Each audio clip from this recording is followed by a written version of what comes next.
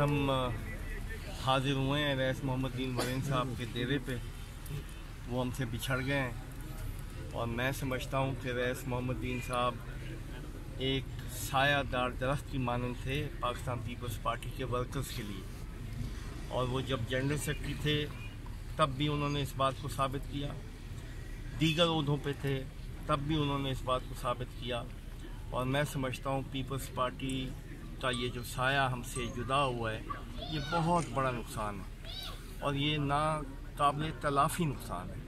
और रईस मोहम्मद दीन वरीन साहब के लिए मैं सिर्फ यही कह सकता हूँ कि मेरे से मेरा अपना भाई बिछड़ गया और अल्लाह ताला उनको जन्नतुल फिरदौस में आला मकाम अता फरमाए। उन्होंने सारी उम्र लोगों की बेलौस खिदमत की है और अपनी पार्टी जुल्फ़िकार अली भुट्टो साहब से लेकर अब तक उन्होंने अपनी पार्टी के साथ वफा की है। आज भी उनके घर पे पाकिस्तान पीपल्स पार्टी का झंडा लहरा रहा है।